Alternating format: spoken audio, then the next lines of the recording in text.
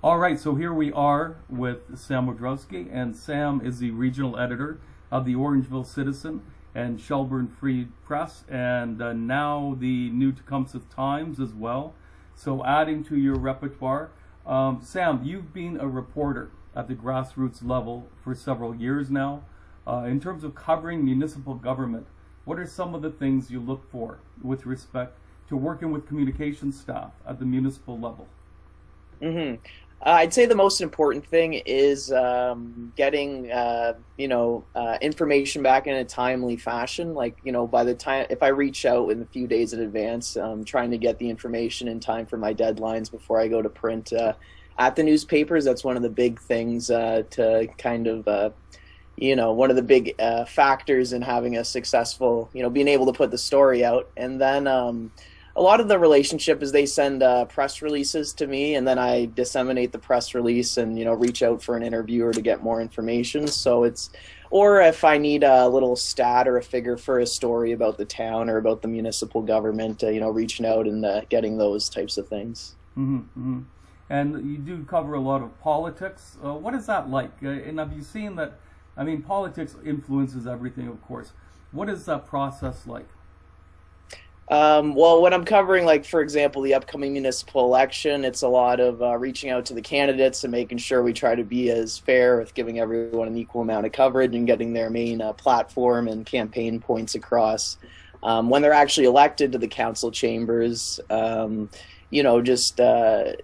it comes to the council meetings and those types of things, trying to cover the important issues that residents are curious to read about and trying to keep it sometimes the personalities come through from the counselors. Mm-hmm. She kind of try to, reflect in a sense, but you want to more focus on the roots of the story type of thing. But yeah.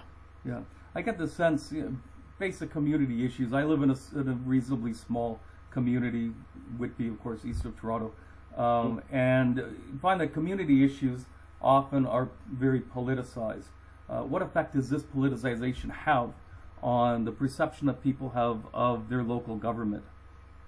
Yeah, definitely. I know now with social media, sometimes it's a lot easier for misinformation or people's opinions that may not always be founded in truth to kind of spread and people to, agree with those types of things. But I'd say for us, we just try to focus on, the story and, not being biased or anything like that. But yeah. Sorry, could you repeat the question? No, it's just the idea of politicization. I mean, what we tend to focus on when we think about public relations at the community level, it's really to be as apolitical or non-political as possible. To say, okay, here we are, we're doing this particular project, and it's for the people of the community. Sometimes we see layered into that some political messaging. Do you have to parse some of that out in order to get an effective story, or do you accept that, hey, that's also part of the process, but we're going to present a balanced view? Yeah, certainly. If there's two counselors butting heads and they both have completely different opinions, you're gonna in the story kind of capture both sides equally and to try to. The truth's usually somewhere in the middle when you get these types of conflicts. So just try to flush out both sides and kind of let the reader decide what's going on and not, take a side with one or the other type of thing and keep it, as balanced as possible. So balance is everything. Maybe I could ask you some of the highlights of the news that you've covered in Orangeville and Shelburne.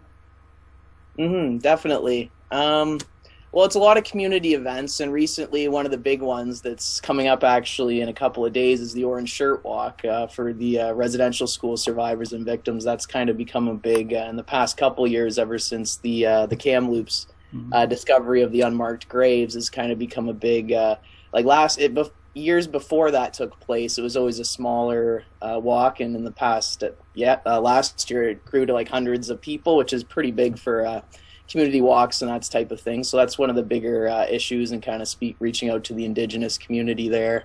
The big police, we went from Orangeville Police Service to the OPP, so that was a big change for the town and kind of capturing the variety of opinions. It's a big cost saver for the town when you look at the figures, but a lot of people did like having that kind of community aspect of a community police force. So that was definitely a big story for 2021 is when it started, is when the switchover began taking place. Mm-hmm.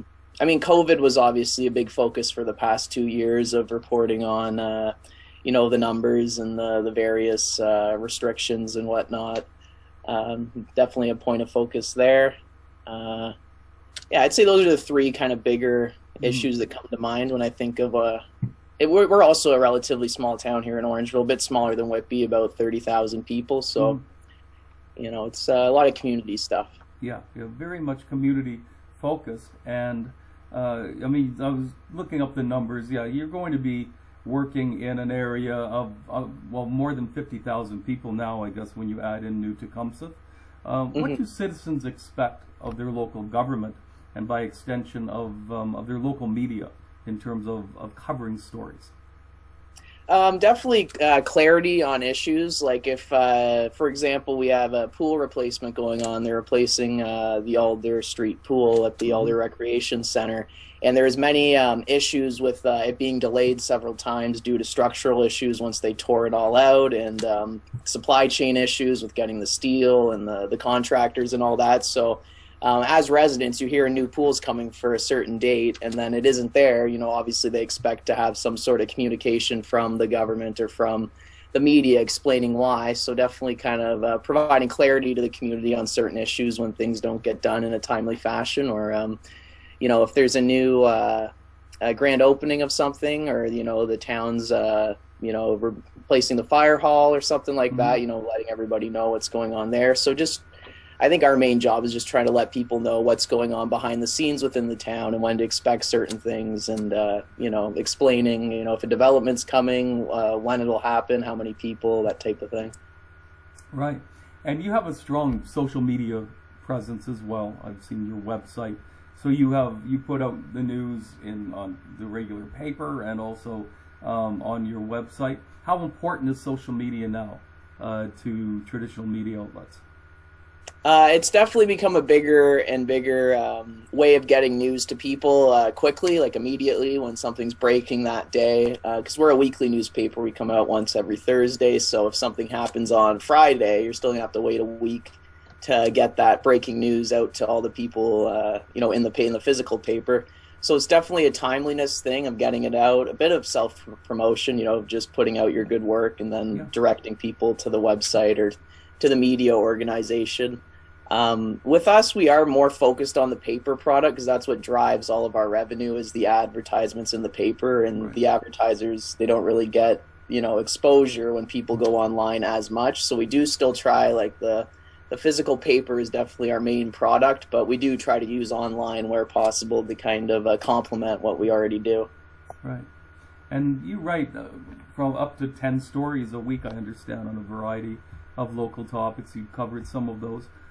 What's it like covering provincial or federal news? Do you do some of that as well? Yeah, definitely. For example, starting October 1st, they're lifting the travel restrictions, the ArriveCan app and all that at the federal government level. So we do a story on that type of thing. Provincially, that's where a lot of the pandemic response came from. So reporting on what the province is saying, what the changes are. Granted, a lot of people are going to get that information elsewhere, but in our community, there's still a lot of older people who don't have access to internet or access to, regular media forums. They have radio and television, but they might not be getting, an in-depth look at certain issues. So it's still pretty important to get the news out that way.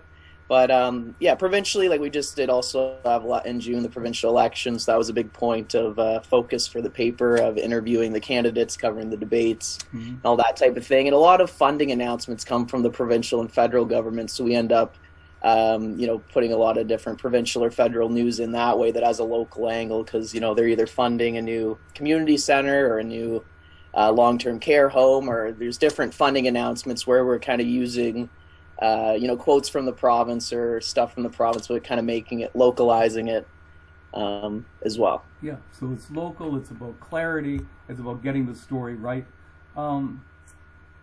it's obviously a job that you love, and that's a great thing. Now, if I say, the old quote that journalism is the first rough draft of history, what does that mean to you? Well, it's definitely a lot of newspapers like to call themselves the newspaper of record. You're kind of a point of reference for when people look back 30 years of the fire that happened at John's Pizza Shop, where they want some sort of information. It's almost like a bit of a library of all of the important, or what we considered important enough to put in the newspaper news for looking back at the past. I think a lot of historical records kind of come from what was written about what happened at the time, and then kind of derive their own conclusions from that. So it's certainly a record keeper in a way that every week you're writing about all the different issues impacting people in the community. Right. Well, Sam, this is great. Thank you so much. I don't have any other questions, but I do want to thank you for the time. Greatly appreciate it. Yeah, no, my pleasure. Thanks for having me on, John. Thank you.